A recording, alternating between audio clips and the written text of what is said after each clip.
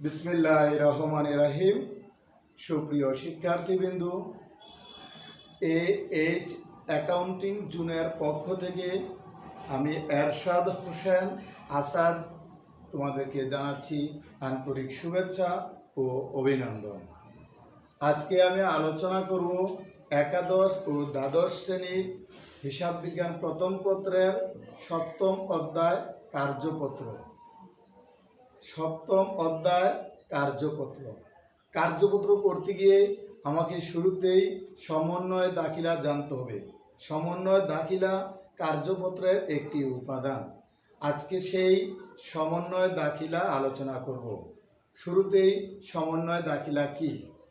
বকেয়া আয় ও ব্যয়, অগ্রিম আয় ও ব্যয়, হিসাব হতে বাদ পড়া সম্পদ ও দায় সংক্রান্ত লেনদেনগুলোর জন্য ডেবিট ও ক্রেডিট বিশ্লেষণ করে যে দাখিলা দেওয়া হয় তাকেই বলা হয় সমন্বয় দাখিলা।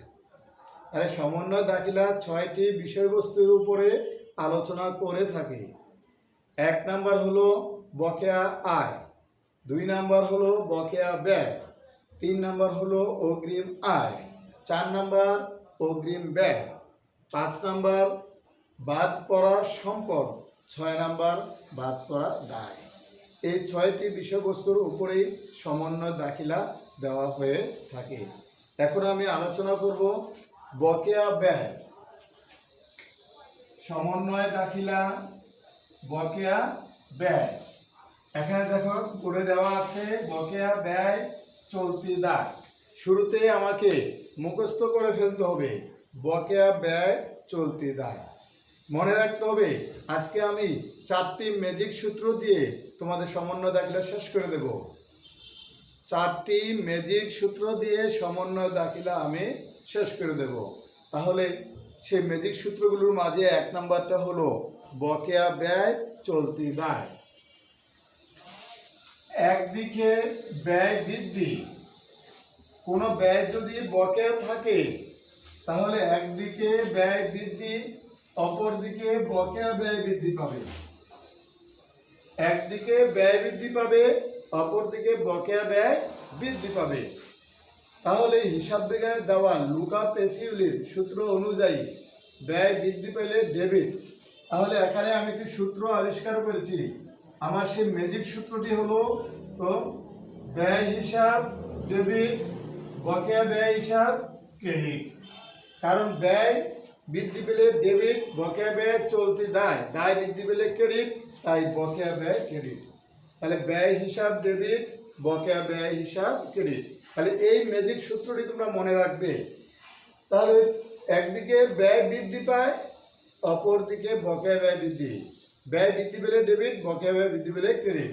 সূত্রটি হলো তো ব্যয় হিসাব ডেবিট, বকেয়া ব্যয় হিসাব ক্রেডিট। এখন প্রশ্নটা হলো এই ম্যাজিক সূত্রটা কিভাবে আমরা প্রয়োগ করব। এখানে আমি দেখো এই ব্যয় হিসাব ডেবিট এর মাঝখানে ব্যয়টাকে আমি বৃত্ত দ্বারা গোল করেছি। অর্থাৎ এই যে ব্যয় ডেবিট আবার বকেয়া ব্যয় ক্রেডিট, ব্যয়ের ব্যয় বকেয়া ব্যয়ের ব্যয়, এই দুইটা ব্যয় আমরা কি বৃত্ত দ্বারা আবদ্ধ করেছি। এখন তোমাকে যত রকমের লেনদেন দেওয়া হোক না কেন ওই লেনদেনগুলোর ভিতরে দেখতে হবে এটা ব্যয়ের বকেয়া কিনা। যদি ব্যয়ের বকেয়া থাকে সেই ব্যয়ের উপাদানটার নাম আমরা এই ব্যয়ের জায়গায় লিখে দেব। ব্যয়ের জায়গায় উপাদানটা লিখে দেব, তাহলে সমন্বয় জাবেদা হয়ে গেছে। তাহলে সেই উপাদানটা ধরে নাও বেতন বকেয়া বা বকেয়া বেতন 5,000 টাকা, বকেয়া বেতন 5,000 টাকা। তাহলে এই যে বকেয়া বেতন, তাহলে এখানে উপাদানটা কি বেতন, বেতনটা কি ব্যয়। তাহলে আমরা এই ব্যয়ের জায়গায় এখানে এই ব্যয়ের জায়গায় মান বসাতে পারি বেতন হিসাব ডেবিট। আবার এই বকেয়া ব্যয়ের জায়গায় আমরা এই ব্যয়ের জায়গায় আমরা বসাতে পারি বকেয়া বেতন। কারণ এখানে ব্যয়টা হলো কি বেতন। তাহলে বেতন হিসাব ডেবিট, বকেয়া বেতন হিসাব ক্রেডিট। দেখো তো শুধু এই ব্যয়ের জায়গায় এখানে এই ব্যয়টা এবং এই ব্যয়টা, এই দুই ব্যয়ের জায়গায় আমি কি লিখেছি? বেতন লিখেছি। তাহলে বেতনটাকে এখানে কি ব্যয়, তাই বেতন হিসাব ডেবিট, বকেয়া বেতন হিসাব ক্রেডিট। ধরে নাও ভাড়া বকেয়া, তাহলে এই ব্যয়ের জায়গায় আমরা ভাড়া বসাবো, ভাড়া হিসাব ডেবিট, বকেয়া ভাড়া হিসাব ক্রেডিট। বিজ্ঞাপন বকেয়া, বিজ্ঞাপন হিসাব ডেবিট, বকেয়া বিজ্ঞাপন ক্রেডিট। মজুরি বকেয়া, মজুরি ডেবিট, বকেয়া মজুরি ক্রেডিট। তাহলে আমার এই ম্যাজিক সূত্রের শুধু ব্যয়ের জায়গায় নামটা বসিয়ে দেব, তোমার যে কোনো সমন্বয় দাখিলা তোমাদের পক্ষে করা সম্ভব।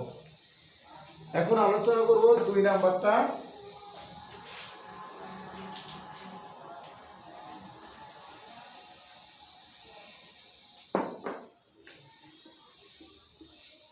অগ্রিম ব্যয়।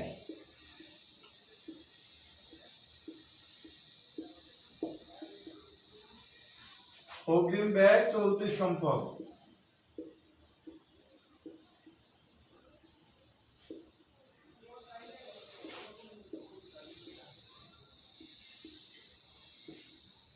একদিকে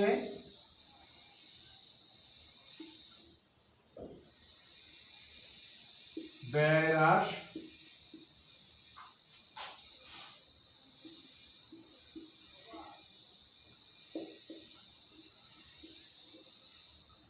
অপরদিকে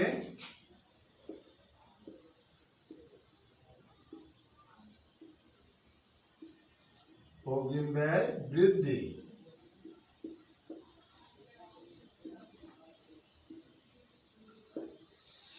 তাহলে এখানে একদিকে ব্যয় হ্রাস, অপরদিকে অগ্রিম ব্যয় বৃদ্ধি পাবে। তাহলে সূত্রটি হলো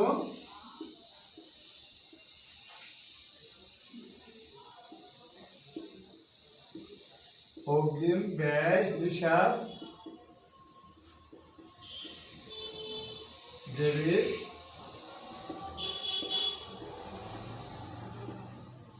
ব্যয় হিসাব ক্রেডিট। তাহলে অগ্রিম ব্যয় চলতি সম্পদ, ব্যয় যদি অগ্রিম থাকে তাহলে অগ্রিম ব্যয় চলতি সম্পদ। আমি খরচ করি নাই, এটাকে 2 বছরের জন্য 3 বছরের জন্য অগ্রিম দিয়ে রেখেছি, তাহলে এটা থেকে আমি ভবিষ্যতে সুবিধা পাবো, তাই অগ্রিম ব্যয় চলতি সম্পদ। একদিকে ব্যয় হ্রাস, একদিকে এই ব্যয়টা হ্রাস, অপরদিকে অগ্রিম ব্যয় বৃদ্ধি পাবে। একদিকে ব্যয় হ্রাস, অপরদিকে অগ্রিম ব্যয় বৃদ্ধি পাবে। তাহলে সূত্রটি হবে অগ্রিম ব্যয় সম্পদ, তাই সম্পদ বৃদ্ধি পেলে অগ্রিম ব্যয় বৃদ্ধি, বৃদ্ধি পেলে ডেবিট, তাই অগ্রিম ব্যয় হিসাব ডেবিট। ব্যয় হ্রাস পাবে, ব্যয় হ্রাস পেলে ক্রেডিট, তাই ব্যয় হিসাব ক্রেডিট। তাহলে অগ্রিম ব্যয় ডেবিট, ব্যয় হিসাব ক্রেডিট। তেমনি এখানে বেতন, ভাড়া, মজুরি, অগ্রিম,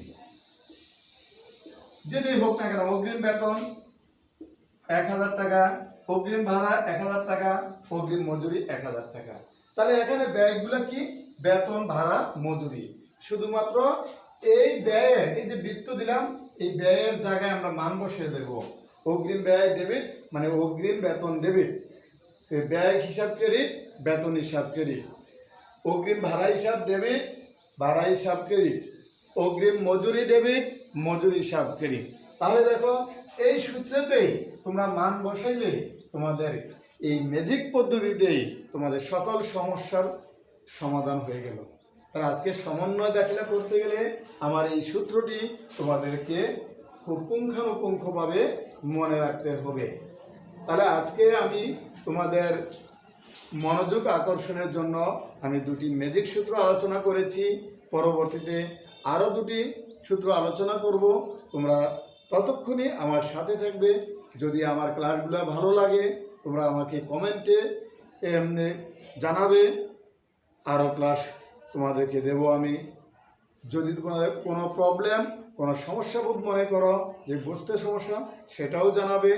যে কোনো সময় তোমরা আমাকে হোয়াটসঅ্যাপ আছে, ফেসবুক আছে, মেসেঞ্জার আছে, তোমরা যে কোনো মাধ্যমে আমার সাথে তোমরা যোগাযোগ করতে পারো, আমি তোমাদের সমাধান দেওয়ার চেষ্টা করব। তাহলে আজকে এখানেই বিদায় নিচ্ছি। পরবর্তীতে তোমাদের সাথে আরেকটি ক্লাস নিয়ে আমি উপস্থিত হব। আল্লাহ হাফেজ।